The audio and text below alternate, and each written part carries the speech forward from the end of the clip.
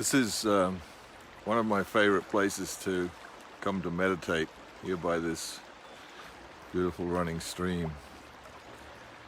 And as I sat here this morning and finished my meditation after my 3-mile walk, I like to get up early and take care of those things. But as I concluded my meditation this morning, it occurred to me that I might want to talk a little bit about meditation. I noticed lately during the COVID crisis, many of my friends have expressed online and in chats, I really should meditate. I really need to learn how to do that.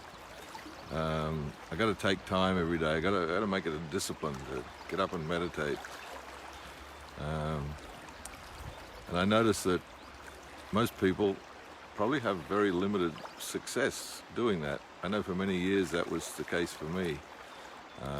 Although I lived in an ashram in my early days, there was a period of time I went through where I didn't get too serious about my practice at all, and let it lapse for some years. But now I'm back in full swing. And really, I think it's one of the things that's really helping me through this time. And so I want to talk a little bit about it and try and simplify it for you. I think there are certain conditions or supports that need to be in place to successfully engage in meditation practice.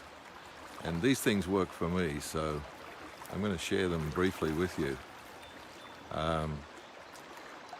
First of all, there has to be some desire. We really have to say, okay, I would like to do something that's going to support me in my life and help me approach life a little differently. Now, there's many different reasons that people meditate. Might be just to relieve stress, might be just to relax, and so on. But there's so much more, so much more. In fact, if practiced in the way that I'm going to suggest, it can actually lead to insight and wisdom.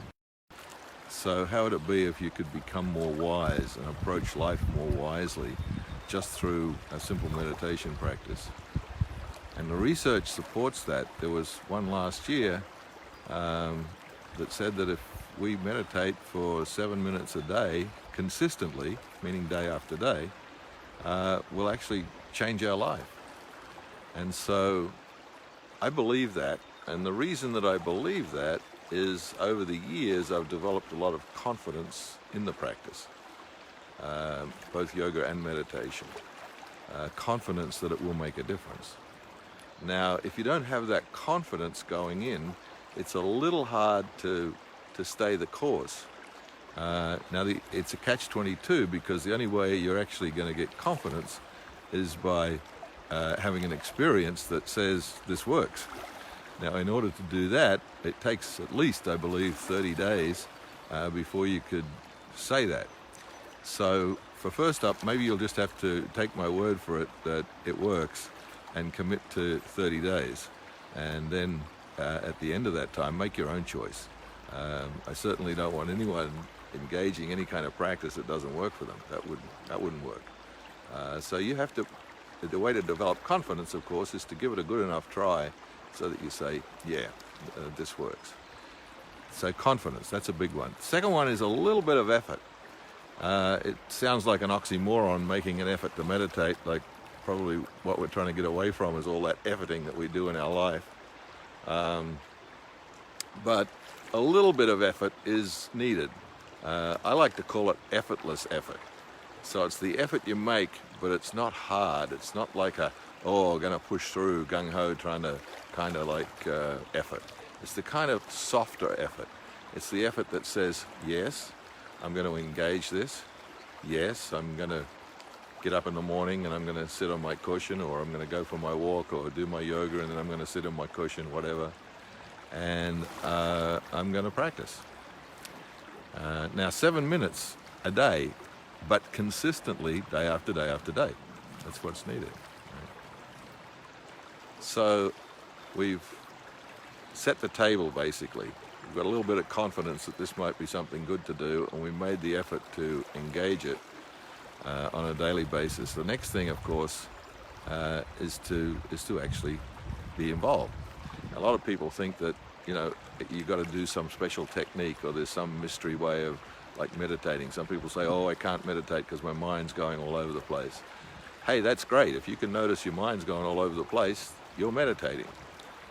So it's not about doing it any particular perfect way. It's really just about sitting, connecting with your body, connecting with your breath, and noticing what happens for 7 minutes. And as much as you possibly can, being present to the moment. And when you notice thoughts coming and going, notice the thoughts coming and going, and then take the next breath and begin again.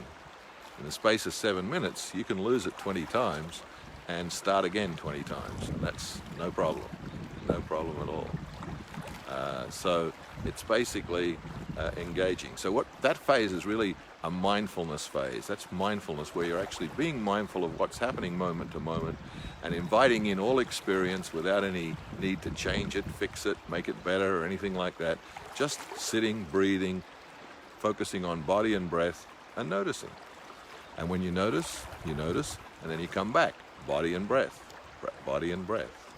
There's many little ways you can focus your attention on body and breath, and I'll talk about those at another time. But basically, just following the breath in, following the breath out, and noticing where it lands in your body. So that's the mindfulness piece. And then, as you do that more and more, you'll notice periods where you get very focused. Times when you can get really focused on your inner experience. And when you can really focus on your inner experience, it's kind of like dropping into another state of being. The thoughts slow down, maybe they even disappear a little. And it just feels like you're here and nowhere else. And there's nothing to do and nowhere to go. And that's a great state if you can find that. But it doesn't matter if it doesn't appear the first day or the 30th day. That's not important. The important thing is engaging the practice. Right? Now, out of that state of real profound self-presence, what can emerge is insight or wisdom. We can actually notice things, and we see our world through it, or we experience our world and see it through a different lens, because we're coming from a different place from the inside. And when we can do that, a lot of the things that seem to make sense to us normally day to day, all of a sudden don't make much sense at all. And then other things definitely show up as, this is more important. This is what I want to do with my life. This is what matters. Things like that. Or these relationships matter. Or I need to take care of this in my life more. Or I need to spend more time just being quiet and have downtime rather than rushing around. Those things will naturally emerge. There won't be any discipline required to do that. It will come from the inside out and just simply emerge, and you'll begin to follow that path in your life.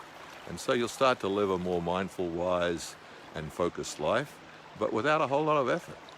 So that, to me, is one of the best benefits that I've found out of my many years of practice. It's just life seems to just flow a little more easily. Sure, there's still the big bumps in the road. Sure, there's still the explosions. Sure, there's still the times when we get upset and angry and sad, we get sad and miserable, all those things. They still happen for me. But when they do, it's not the end of the world, and I know I have enough confidence in the practice and how I engage life to know that this too will pass. That I just need to be with this for now, embrace it, engage it, and be mindful around it, continue with my practices, and there'll be a way through. And it's like that now at this particular time where we're all embracing in our world and in our life. This too will pass. At the same time, we're right in the thick of it right now. It's almost like and this is a time of transformation, because we're being more focused now, more mindful now, more aware now than we've ever had to be in the past. We're being called to do that, just to be able to survive this time. So that has its benefits. We're actually practicing, believe it or not, in a kind of a way. Now, if we can support that with just 7 minutes a day, sitting, watching your breath, being present to your body, breathing, it can make a huge difference. So are you in? 30 days? Do it with me. Every day, 7 minutes. Try it. I'd love to hear from you if you give it a shot. So wherever you are in the world, have a wonderful day.